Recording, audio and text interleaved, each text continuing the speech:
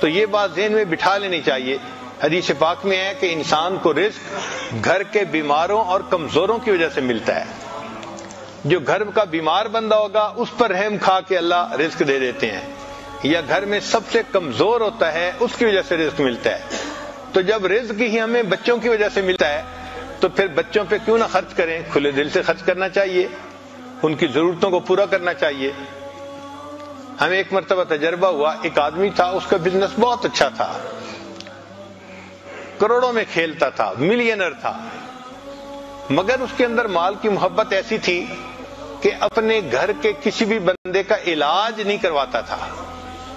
کوئی بیمار ہو جاتا, جی حضرت تعویذ بنا دیں, کچھ جادو کا اثر ہو گیا ہے.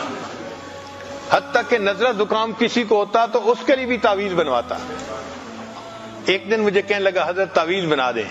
پھر میں نے کہا بھائی میں تعویذوں والا پیر نہیں ہوں, میں تو آپ کو سیدھی سیدھی بات سمجھاتا ہوں کہ یہ بدن کی بیماری ہے, اور بدن کی بیماری کے لیے آپ ڈاکٹر کے پاس جائیں, تعویذوں کے پیچھے نہ پڑیں.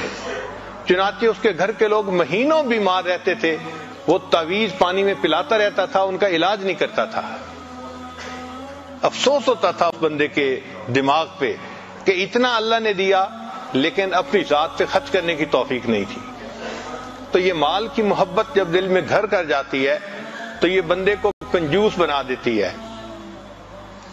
ہمارے ہاں کنجوس مکھی چوس بنا دیتی ہے.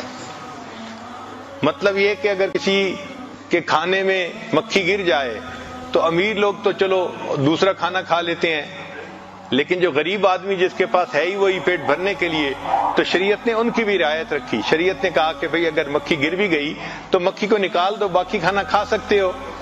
تو ایک بخیل تھا, اس کے کھانے میں مکھی گر گئی تو اس نے مکھی کو چوسا کہ اس کے ساتھ بھی سالن لگا ہوا ہے, اور پھر اسے پھینکا. تو یہاں سے ٹرم بن گئی کنجوس مکھی چوس.